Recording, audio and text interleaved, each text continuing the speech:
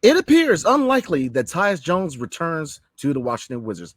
But I'm going to tell you why Tyus not coming back is a good move because the pool party has to get started. Next on Locked On Wizards.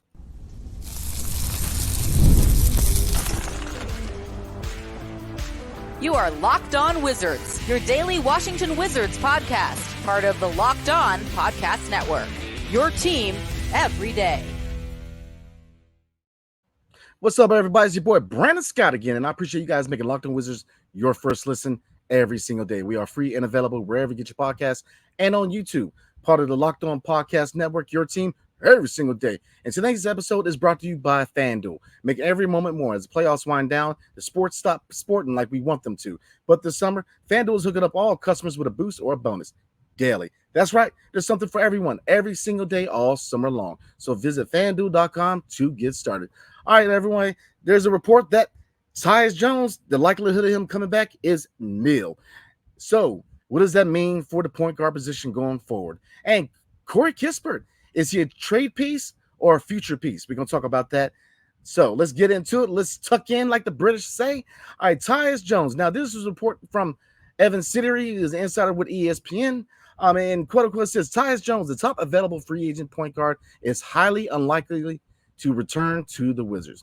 Washington is working through sign and trade possibilities as they will now prioritize Jordan Poole and Bub Carrington in their backcourt. A resolution could be reached this week. So what's that tell you? There's a lot to unfold with that report. Number one, unlikely to come back. Well, we kind of knew that the writing was on the wall. Number one, Jordan Poole. You know, if you look at, we were number one in pace in the second half of last season. The fact that Jordan Poole is best with the ball in his hands, we knew what a backcourt of Tyus Jones and Jordan Poole could produce, which is really bad results. Both from an undersized, as far as the point guard and working in tandem to each other, is an undersized backcourt where defense was at a minimum, right? So they didn't work, and it kind of led to, Jordan Poole being relegated to six-man role. And then when Tyus Jones got hurt, you saw what Jordan Poole can do at the point guard position with the ball in his hands. Now, obviously, there's room for improvement, but we're going to talk about that in a minute. But that rings true because we knew that this team wanted to push pace. They wanted to up the tempo. And I think that they're going to be able to do that this season. You know, if you look at Jordan Poole and the fact that he's going to push pace, he's going to roll in transition, he's going to attack the basket, he's going to collapse the defense, he's going to utilize outside shooters, man, whether it's Cory Kispert, Kyle Kuzma, the list goes on. So this defense, or this not defense, but this offense is going to get a lot faster. The tempo is going to be a lot smoother. They're going to attack a lot of teams in transition, man. You look at the fact that Alex R at 7'1", very nimble on his feet, a guy who can roll in transition. Kyle Kuzma, we know he can roll in transition. Bilal Coulibaly, athletic, can roll in transition. So the list goes on, man. You know, this team wants to get faster. And I think that, Tyus Jones, look, if this team wasn't rebuilding, I would love Tyus to be here because especially he's a backup point guard. Now, he wants starter money and he wants to be a starter. Now, again, just like the stock market, the NBA market is telling you something, right? It's telling you that, look, most teams may not see that for him. And the fact that he's still unsigned and has not signed with another team as a starting point guard tells you that other teams may not look at him as being a starting point guard. Now, obviously, looking back at his time, not only here with the Wizards this 1 year with us, but going back to his time with the Memphis Grizzlies there, when John Morant went down, he came in and he started in and he did a good job. Is he going to be a long-term point guard, starting point guard? No. Is he a guy that's best fit as a backup point guard who, if need be, can start? Absolutely. And I think that because of that, he doesn't fit the timeline and he doesn't fit what the Wizards are trying to do. I think all arrows are pointing, and it's my opinion that the Washington Wizards should roll with Jordan Poole as a starting point guard, at least for the season. Obviously there's work that needs to be done with Jordan Poole, right? We know he's a score first guard. He's a guy that needs the ball in his hands to be effective. Now, he does have vision. You've seen glimpses of his vision in the second half of the season. You saw glimpses of his vision at Golden State. He's a guy who's going to find outside shooters. He's a guy who's going to definitely hook people up. He's a guy with great vision. But the biggest thing with Jordan Poole is what? Turnovers. He's got to get better with ball security. If he wants to be the point guard of the future, JP13 has to really work on the turnovers and try not to do too much. It's different. Last year, especially in the first half, he was a shooting guard where, they were expecting him to move without the ball. But, being the point guard going forward, man, he's got to find ways to kind of curb, a lot of his, things he did wrong. What did he do wrong?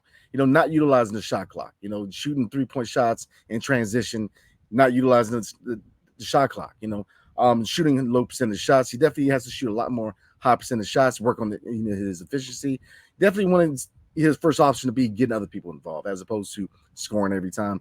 But, we saw a scoring point guard who had great vision in John Wall. So, and I think that is, not that I'm comparing him to John Wall, but I think that, you can to a certain degree because point guard, John Wall was another point guard who could push the pace. John Wall made money in transition, attacking the basket.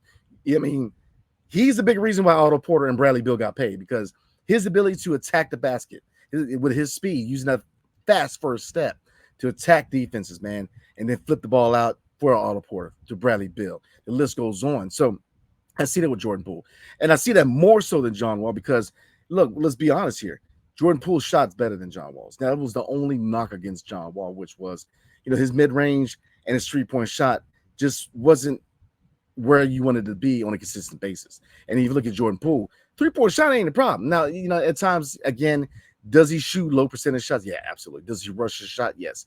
Does he, shoot a lot of in-transition shots? Yes. But I think that Brian Keefe and company are going to work with him on that. Because, look, Jordan Poole, I'm going to tell you straight up, he's going to have a chip on the shoulder. He's going to come into the season with some fire. He's going to have a chip on the shoulder, man. You're going to see a guy who's going to be locked in and ready to contribute and really put his stamp on this team.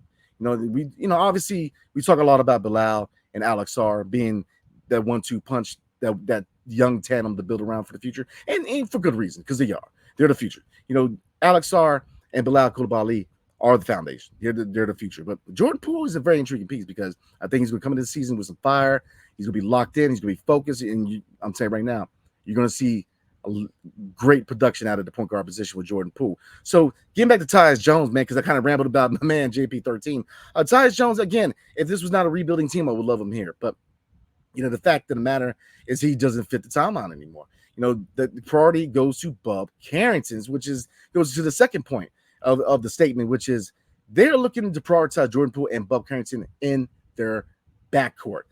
Now, saying that, now Bub Carrington, in my opinion, if you look at his scouting report and tell of the tape, his shot, man, his ability to shoot the ball, he's 6'5". He's a guy that obviously you want to see him attack the basket a lot more. Defensively, you definitely want to see him put a lot of energy on the defensive side of the ball. But he very well could be the next point guard of the future. And right now, the Wizards are prioritizing development and minutes to Jordan Poole and Bub Carrington, and for good reason, because they're the future. Now, Jordan Poole, is at his age, does he fit the timeline now? No. Yet last year he did to a certain degree, but now with the trade of Denny Avia, knowing that Will Dawkins is going to put his stamp on his front office, and he's going to move as many pieces as he has to get draft assets back, draft capital back, because again, it's the OKC model, the Oklahoma City Thunder model. If you bring on contracts, it's going to be, if you bring on veteran contracts, is because you're going to flip them at some point. If you bring on, if you bring on bad contracts, is because it comes with a first round pick. So that's the OKC model. Sam Presti made his money off of accumulating young talent, draft picks by what? Carrying on bad contracts and picking on, veteran contracts and then eventually flipping them. So if you look at Jordan Poole, it's becoming, and saying this, as you guys know, I'm a big Jordan Poole fan. Yes, he got his smoke last year with his struggles in the first half, but, very impressed with not only his body work on the court, but his mental game to take criticism, to take so much smoke from almost every, if not every, sports outlet in the country. And he came in, he worked his tail off, he took his demotion to sixth man, and he worked. So, look, I see him as a future piece.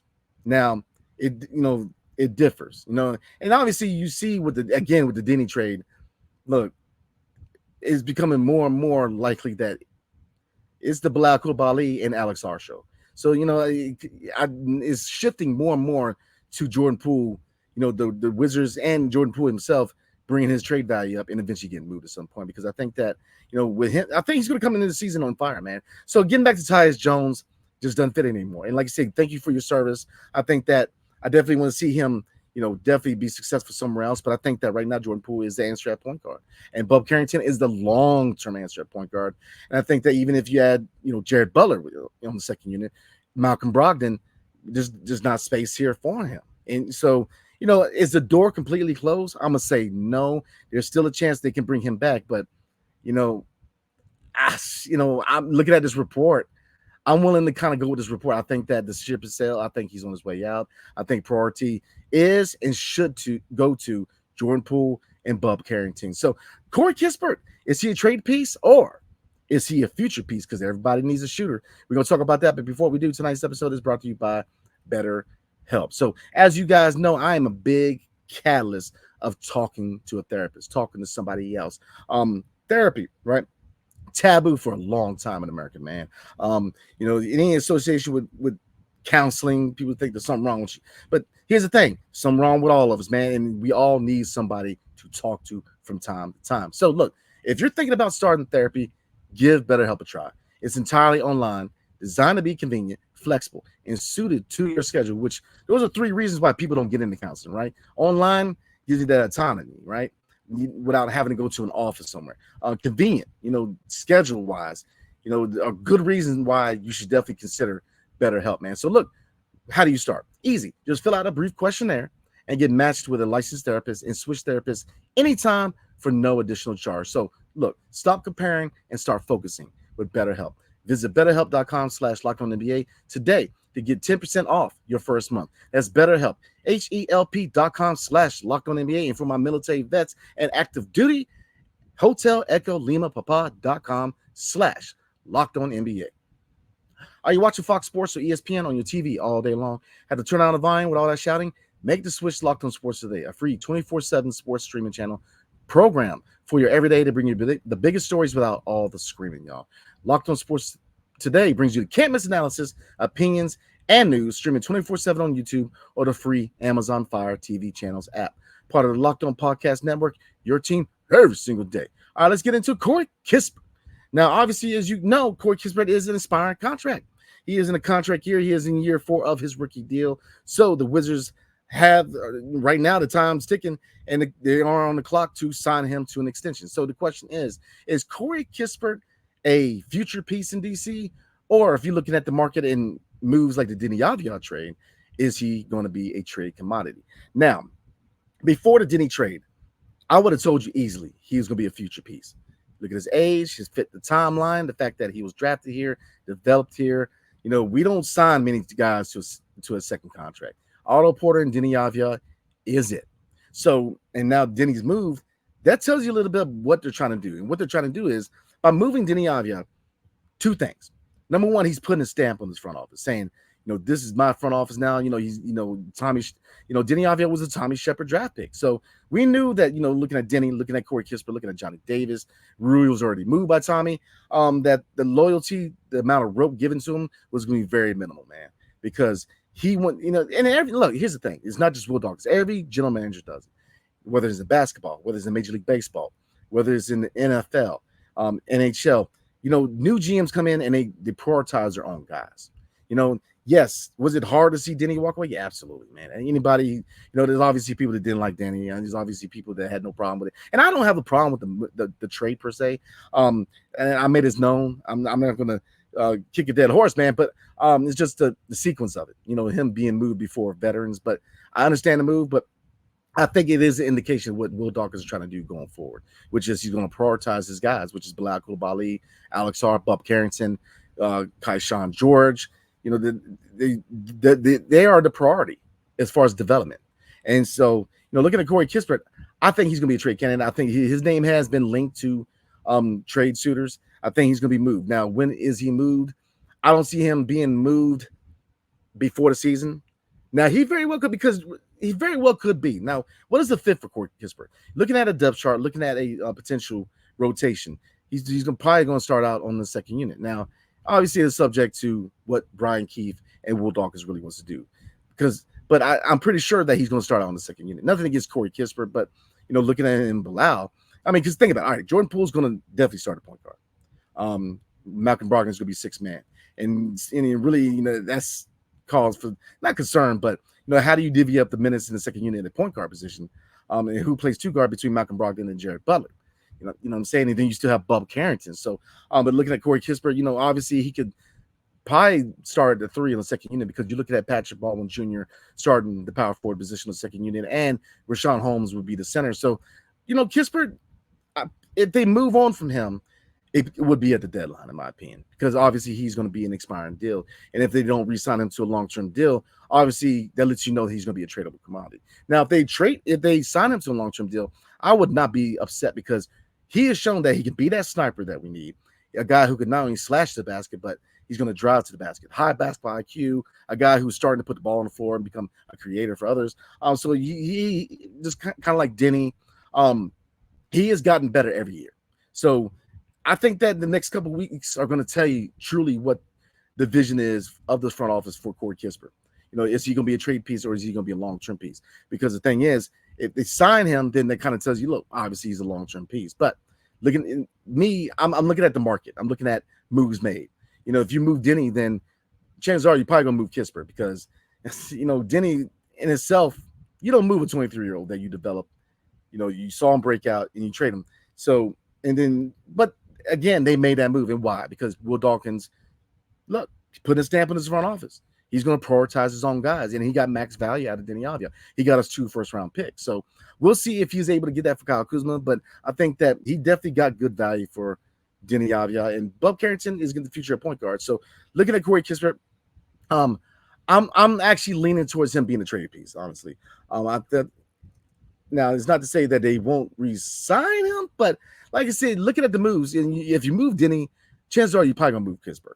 So let's pull up Kispert, his stats real quick, because like I said, he has been that guy, that sniper that we need, and he's gotten better every year. So 3 years, his first year, his rookie year was 2021 to 2021 or 22 season, where he played 77 games and started 36. Year 2, played 74 games, started 45. And then this previous season, 80 games, starting 22. So predominantly a second unit guy where depending on the matchup, he can start, but it is really dependent on game planning and matchups, right? Or injuries, that is. But looking at other stats, points per game went from 8 to 11 to 13.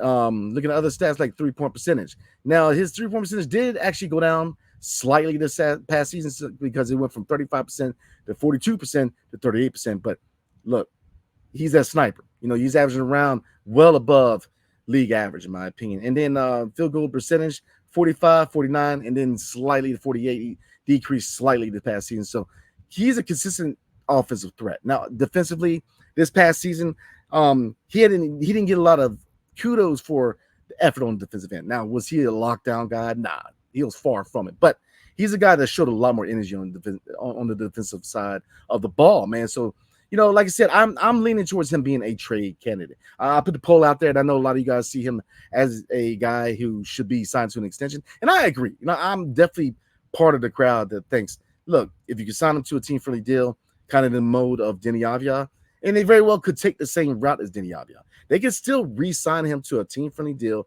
and then turn around and flip him because that definitely adds to the trade value. So, but I think he's a trade piece, man. And it's nothing against Cory because I'm a big Cory Kispert fan. It's fun seeing him go from Gonzaga, 3 years in D.C. He's been a really good player here. That sniper, the guy who very active on the offensive end, a guy who was starting to get other people involved. I mean, if you look at his assist numbers, it went from 1.1 assists to 1.2 assists to 2 assists per games this previous season. So he was a guy that was trying to get other people involved. Now, but again, I think they're going to go the Denny route with Cory Kispert. They're going to re-sign him to a team-friendly deal, and they're going to move on from him because, again, Will Dawkins is going to prioritize his own guys, and that's firmly what I think he's going to do. He could definitely re-sign him to an extension, kind of like Denny Avdia, but I think he's going to turn around and flip him. At the deadline now, is he? Maybe he'll change the season with improved performance, but again, nothing against Kispert, man. But is he a guy that you go out and trade him by himself and try to get assets? Probably not. You're probably going to, definitely, pair him with another player in a deal. And looking at the veterans on the roster that we could potentially move in the future in Jordan Poole, Kyle Kuzma, Rashawn Holmes, Jonas Valanciunas, he very well could be part of one of their moves, man. So a lot of capabilities, a lot of options for Will Dawkins, man, because, again, he is following the Oklahoma City Thunder model, which is accumulating young talent, accumulating draft picks and flipping veterans at the deadline and taking on bad contracts for picks. So, Cory Kispert, like I said, thank you for your service, but I think that the route they're going to take is they're going to re-sign him to a team friendly deal, kind of like Denny, and they're going to flip him.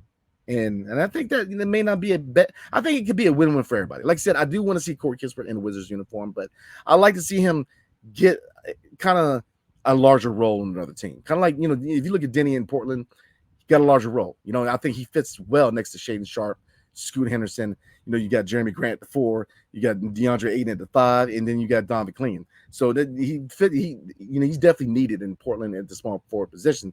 Looking at Kispert, I think that with a expanded role, I'd like to see what he can do on another team, man. But like I said, I would love to see him in the Wizards uniform, but I think that, look, Will Dawkins has prioritized his own guys, and he's shown that with Denny Avia. You very well, the jury's out on Johnny Davis. He very well could not be a Wizard within the next 2 to 3 weeks, in my opinion. You very well could see them decline his option, because right now he is prioritizing his guys, which is Bilal Coulibaly, which is Alex Sarr, which is Kaishan George, which is Bub Carrington, and Tristan Vucevic. Those 5 guys are the foundation, the first steps of this young team, man. So, and like I said, the fact that these 3 draft picks were all drafted in their teams tells you where we're at in the rebuild. We're very early on in the rebuild. So, I think that Cory Kispert is a trade candidate. Now, could he be a future piece? Yeah, but like I said, looking at the Denny trade, looking at what the vision is for Will Dawkins, I think that Cory Kispert at some point, whether it's before the season, whether it's at the deadline, I think he will be moved, and I think he will be moved being attached to a veteran, whether it's Jonas Valanciunas, whether it's Richaun Holmes, whether it's Kyle Kuzma or Jordan Poole. So we're going to look at, again, I'm going to go over the Summer League real quick, and then we're going to roll. But before we do, tonight's episode is brought to you by FanDuel. So I love sports. I love them so much. I never want them to stop. But as the playoffs wind down, we get fewer games, and the sports aren't sportsing like I want them to. But FanDuel lets me keep the sports going whenever I want. All I have to do is open the app and dream up bets anytime I'm in the mood, y'all. And this summer, FanDuel is hooking up all customers with a boost or a bonus daily. That's right. There's something for everyone every single day, all summer long. So head over to FanDuel.com and start making the most out of your summer. FanDuel, the official sports betting partner of Major League Baseball. All right, everybody. Again, I'm looking at Summer League real quick. The Summer League roster has not dropped. I thought it did in the previous episode when I had my little Shaq and the Fu moment, but it has not dropped. But there's 4 right now. It's just 4 guys in the roster. Obviously, it is Alex Sarr, Bub Carrington, and Kaishan George. And I have to bring up the other gentleman. There's another gentleman on the list. But I would definitely assume that Tristan Vucevic is going to be on the Summer League roster. So the question is concerning Tristan Vucevic real quick is it a good move that they start him with the Capital City Go-Go?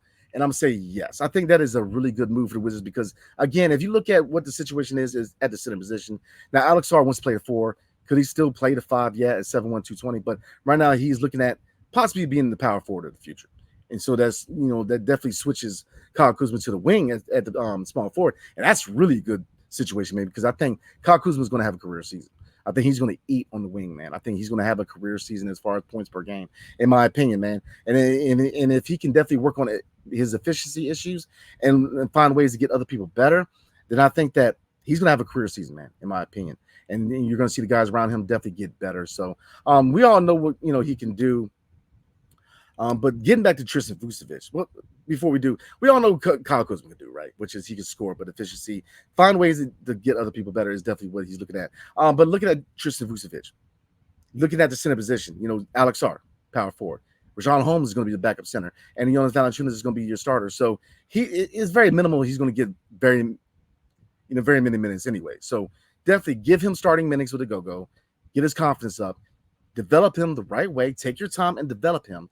And I think that he very well could be either the center in the future or part of the center rotation of the future, whether it's the starter or the backup. But I think he's definitely a part of the future.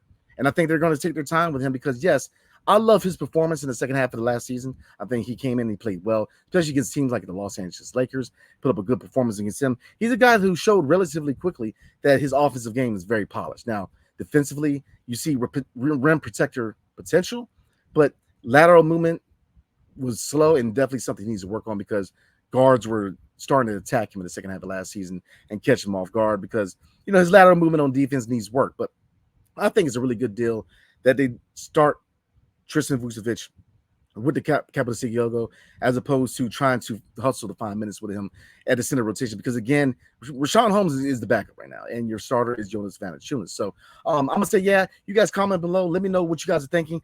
I think that starting Tristan Vucevic with this capital City logo and playing sparingly with the Wizards is a good move, not only for the Wizards but for the long-term projection of Tristan Vucevic. So again, guys, reiterate, Friday is the first summer league game, so we will be doing a live recap after that game. But it gets better, y'all, because tomorrow night we have State of the Wizards co-hosts Wiz Takes and DC Hoopla on the show, and we're going to talk about Kyle Kuzma and the asking price. Is it too high? And on Thursday, we are going to do the Will Dawkins recap, the offseason recap, and we're going to grade free agent, draft, and trade.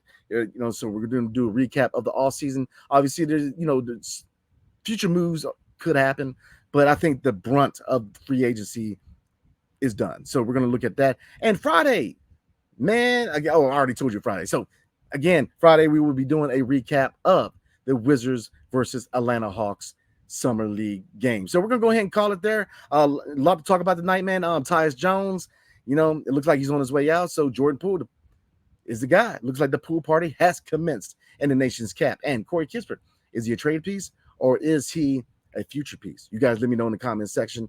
And how excited are you guys for Summer League? Because I am. So again, comment below. Let me know what you guys are thinking. Hail to the Wizards and peace. See you guys tomorrow night.